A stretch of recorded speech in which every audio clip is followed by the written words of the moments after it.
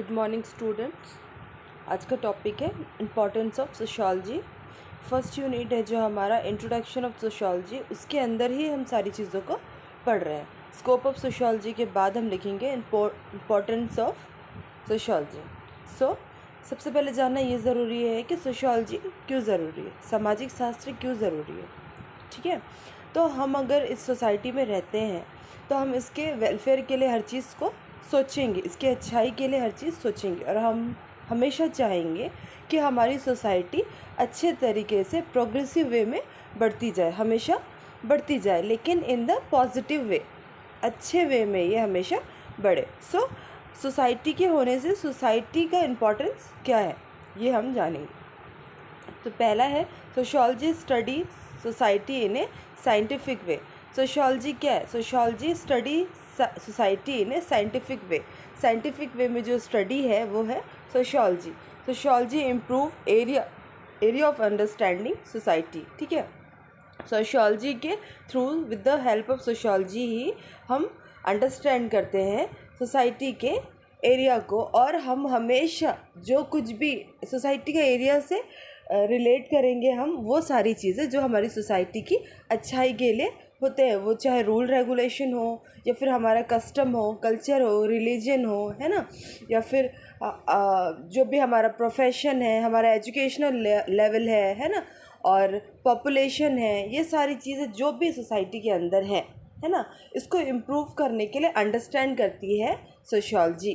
ठीक है, then sociology helps to become broad mind for society. Society ही हमको हेल्प करती है कि हम ब्रॉड माइंड बने सोसाइटी को लेके, क्योंकि बेटा एक समय था, बहुत पुराना समय जब सोसाइटी को स्टैब्लिश करने के लिए लोग उतने ज़्यादा वो नहीं थे, खुद स्टैंड नहीं थे। लेकिन आज के जनरेशन के हिसाब से, आज के सेंचुरी के हिसाब से, जैसे लोग एजुकेटेड होते जा रहे हैं, जैसे लोग अच्छे अच्छे हायर जॉब की तरफ चलते जा रहे हैं, है ना, अर्बनाइजेशन हो रहा है, लोग गांव से शहर की तरफ जा रहे हैं कहीं के लिए, अपने एजुकेशन को लेने के लिए, एक अच्छे जॉब के पर्पस से, है ना, अपने लाइफस्टाइल को इम्प्रूव करने के लिए। तो ये सारी चीज़ें जो है हम लोग को ब्रॉड माइंडेड बना रही है, कि हम सोसाइटी के वेलफेयर के लिए अच्छी और गलत चीज़ों को सोच सकते हैं। जो चीज़ें, जो कस्टम, जो कल्चर हमको पसंद नहीं, उन सारी चीज़ों को हम चेंज करते हैं। क्यों? क्योंकि पुराने रीति रिवाज को लेके आज के जनरेशन के लोग उन सारी चीज़ों को फॉलो नहीं करते हैं। तो जिन चीज़ों से कोई तर्क नहीं निकलता, उन सारी चीज़ों को चेंज करके एक नया लाइफस्टाइल, एक नया पर्सनालिटी को सोसाइटी के लोग स्टैब्लिश करते हैं। ठीक है, then it enlighten us regarding the major social interaction. ठीक है, विद दी सोसाइटी और with the help of society. और सोसाइटी क्या है? सोशोलॉजी में सोसाइटी का मतलब क्या है? सोसाइटी का मतलब है गैदरिंग ऑफ पीपल जो इंटरेक्ट करते हैं एक दूसरे के साथ। एक दूसरे के साथ इंटरेक्ट करके ही हम अपने समाज को, हम अपने घर को, है ना, हम अपनी कॉलोनी को, सारी चीज़ों को बांध के चलते हैं और ले के चलते हैं, है ना।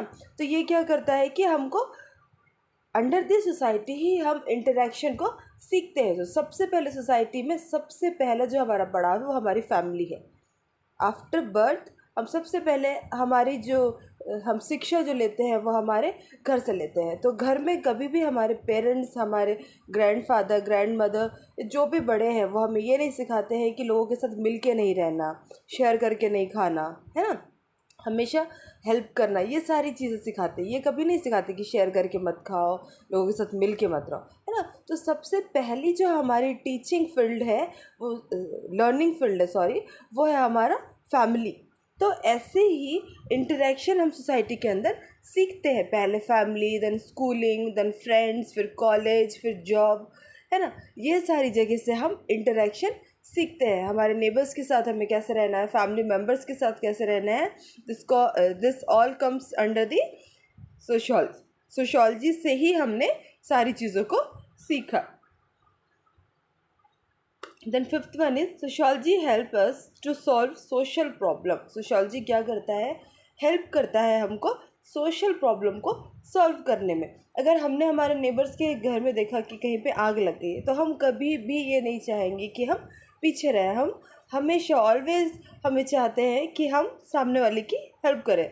सो sociology help us to solve social problem जितने भी होती है, सोसाइटी के जितने भी प्रॉब्लम्स होती है, वो सारे प्रॉब्लम्स को सॉल्व करने में सोशोलॉजी हमारी हेल्प करती है. The sixth one is it helps in social planning में हमारी हेल्प करती है. सोशल प्लानिंग का मतलब होता है बेटा, day by day her cheese society में बढ़ती जा रही है. तो पहले लगता था कि हम दुकान से ही अपना राशन ले आए, फिर हमें पता चला कि एक राशन दुकान होता है, राशन दुकान से हम कम पैसे में अपना राशन ले सकते हैं, है ना. वैसे ही सोसाइटी के वेलफेयर के लिए हम लोग सोचते हैं कि स्ट्रीट लाइट लगनी चाहिए, नल की व्यवस्था होनी चाहिए, है ना, सड़कें अच्छी होनी चाहिए. ये सारी चीज़ें सोशल प्लानिंग्स के अंदर आती है. तो इसमें हमारी सोशोलॉजी बहुत हेल्प करता है. Then 7 is in tribal welfare. ठीक है, शहर के साथ साथ जितने भी आदिवासी हैं, ग्रामीण एरिया है, ये सारी चीज़ों को भी डेवलप करने के लिए सोसाइटी अभी हमारी हेल्प करती है. सोशोलॉजी हमारी हेल्प करती है ना. जैसे जैसे शहरीकरण हो रहा है, शहर के लोग बहुत अच्छे से स्टैब्लिश हो रहे हैं, वैसे ही गांव के लोग भी अब अपने आप को इम्प्रूव करने लगे हैं. लोग अर्बनाइजेशन हो रहा है. अर्बनाइजेशन मीन्स कि लोग गांव से शहर की ओर बढ़ रहे हैं. क्यों? For the education, for the job, है ना. इन सारी चीज़ों को लेके वो बढ़ रहे हैं. तो इन ट्राइबल वेलफेयर भी sociology is very important for us. Then 8th one is it is very useful for law makers. ठीक है, लॉ मेकर्स मतलब जो कानून को बनाते हैं, उनके लिए इसलिए हेल्पफुल है क्योंकि सोसाइटी के अंदर कौन सी चीज़ हार्मफुल हो सकती है, पर्टिकुलर एक फैमिली के लिए, एक इंडिविजुअल के लिए और एक पूरी सोसाइटी के लिए, वो सारी चीज़ें हमेशा सोसाइटी के लोग मिलके एक लॉ को बनाते हैं, है ना. और उसके बाद इलेक्ट करते हैं एक ऐसे इंसान को जो पूरी सोसाइटी को लेके चले. तो विद द पॉजिटिव बिहेवियर हम इस चीज़ को सीखते हैं. अगर सारे लोगों के सोसाइटी में पॉजिटिव बिहेवियर रहा और एक दूसरे को लेके चलने की भावना रही, तो लॉ मेकर जो कानून को बनाते हैं उनके लिए बहुत इजी हो जाता है कि वो सोसाइटी को चलाने के लिए एक अच्छे नियम और कानून को बना सके. Then next we will see the importance and application of sociology in nursing. The importance and application of sociology in nursing. तो हम इसमें क्या देखें कि नर्सिंग में सोशोलॉजी कैसे हेल्पफुल है. ठीक है, नर्सिंग में सोशोलॉजी कैसे हेल्पफुल है. तो sociology plays an important role in all profession as lawyer, doctor, teacher, salesman, businessman etcetera. ठीक है, तो कहता है कि sociology plays an important role. सबकी लाइफ में सोशोलॉजी, सबके प्रोफेशन में सोशोलॉजी बहुत हेल्पफुल है. चाहे वो लॉयर हो, वकील हो, डॉक्टर हो, टीचर हो, सेल्समैन हो या बिजनेसमैन हो, सबकी लाइफ में सोशोलॉजी बहुत इम्पॉर्टेंट है. और सब सोशोलॉजी को इसलिए मानते हैं क्योंकि हर एक जन, हर ह्यूमन बीइंग सोसाइटी के अंदर ही रहने वाला इंसान है. It is the study of society and we all are member of society. वही चीज़ को मैंने बोला क्योंकि सोशोलॉजी एक स्टडी ऑफ सोसाइटी है और हम सब सोसाइटी के अंदर रहने वाले लोग हैं, तो हम सारे लोगों के लिए सोशोलॉजी बहुत हेल्पफुल है. Then society form some design for better social status. ठीक है, जिसमें सोसाइटी में बहुत सारे डिज़ाइन फॉर्म होते हैं मतलब कैसे हम अपनी सोसाइटी को अच्छा कर सकते हैं, है ना. ये सारी चीज़ों के लिए, चाहे वो पानी हो, नल हो, सड़कें हो, स्ट्रीट लाइट हो, एजुकेशन हो, जॉब हो, है ना, ये सारी चीज़ें हेल्प करती है. एक नया डिज़ाइन, बेटर डिज़ाइन प्रोवाइड करती है हमारे सोशल स्टेटस को स्टेब्लिश करने के लिए. तो नर्सिंग लाइफ में सोशोलॉजी क्यों इम्पॉर्टेंट है उस चीज़ को हम पढ़ेंगे point wise. So first one is earn money. ठीक है, पैसे अर्न करने का एक ज़रिया है. सबसे पहले पैसे अर्न करने का एक ज़रिया है क्योंकि एक नर्सिंग प्रोफेशन है ना. सोसाइटी के वेलफेयर के लिए एक प्रोफेशन को हम चुनते हैं, दैट इज़ नर्सिंग, है ना.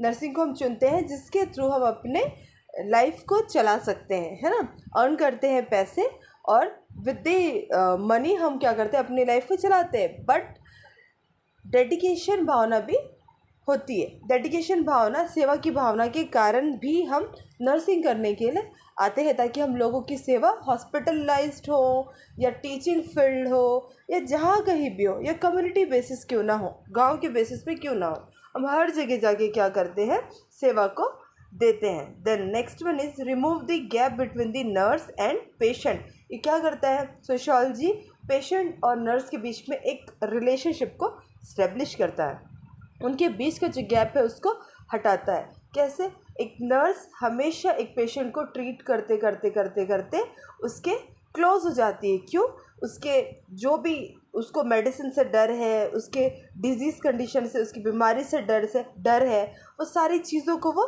हटाती है ड्यूरिंग दी ट्रीटमेंट, है ना। उसके मेंटल स्टेटस को क्या करती है, पहले सबसे पहले चेक करती है और उसके बाद उसको फ्री करती है ट्रीटमेंट में जाने से पहले। उसको हर एक चीज़ को वो सिखाती है कि ये वाले मेडिसिन खाने से आप ठीक हो जाओगे, है ना।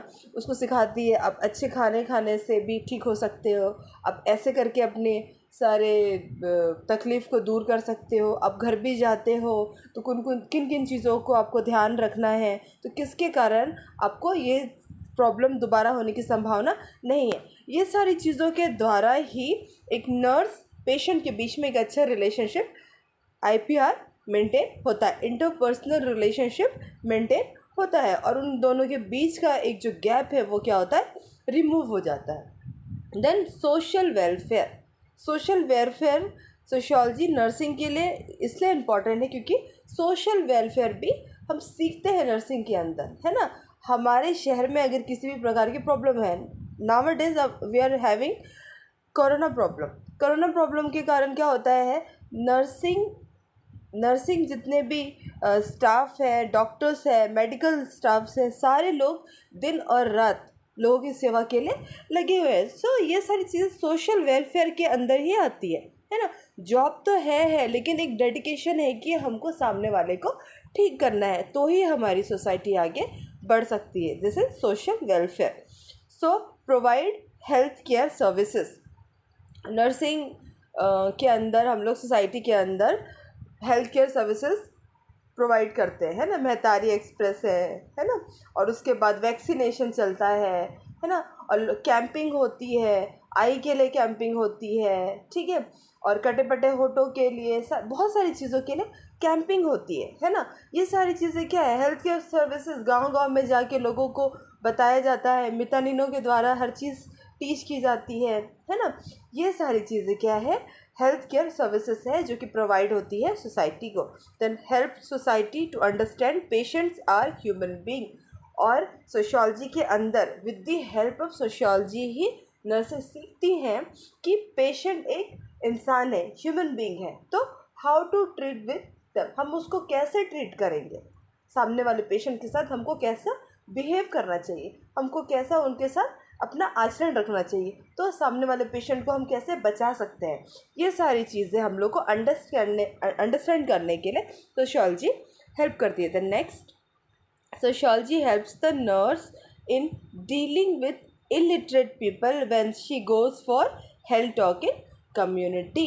सोशियोलॉजी हेल्प करती है नर्सेस की, कब, ऐसे ऐसे इलिटरेट लोग जो पढ़े लिखे नहीं होते हैं, है ना, उनको गांव-गांव में जाके फ्लैक्स के द्वारा, चित्रों के द्वारा, ड्राइंग्स के द्वारा लोगों को समझाया जाता है कि हमें क्या खाना है, क्या नहीं खाना है ना। डायग्राम के द्वारा हम हेल्थ एजुकेशन देते हैं, हेल्थ टॉक देते हैं उन्हें, कि ड्राइंग के द्वारा, चित्रों के द्वारा वो समझते हैं, जिन चीज़ों को वो पढ़ नहीं पाते उन चीज़ों को वो देख के समझते हैं। गांव के लोग जो पढ़े लिखे नहीं होते वो समझते हैं उन चित्रों को देख के कि हमें क्या खाना है, क्या नहीं खाना है, खाना खाने से पहले प्रॉपर हाथ धोना है, हैंड वॉश करना है ना। देन खाना खाने के बाद भी प्रॉपरली हैंड वॉश करना है। फिर हमको पर्सनल कैसे अपना केयर करना है, ठीक है, पर्सनल हाइजीन कैसे मेंटेन करना है, और कि कोई भी डिजीज़ कंडीशन हो तो सबसे पहले हम लोग को हेल्थ केयर सेंटर जाना है। ये सारी चीज़ों को हम लोग हेल्थ टॉक के थ्रू इलिटरेट पर्सन्स को समझाते हैं। तो ये with the help of sociology ही नर्सेस सीखती हैं इन सारी चीज़ों को। सबसे पहले आज हमने देखा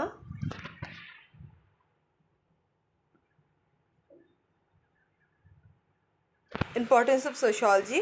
तो सोशोलॉजी हमारे लिए क्यों इम्पोर्टेंट है, वो सोसाइटी में रहने वाले जितने लोग हैं सारे लोगों के लिए दिया गया है कि हम अपनी सोसाइटी को कैसे बढ़ा सकते हैं। और सोशोलॉजी अगर हमें दिया गया है ना, स्टडी ऑफ सोशोलॉजी अगर हमें दिया गया है तो वो हमारे लिए क्यों इम्पोर्टेंट है, इस चीज़ को हमने पढ़ा।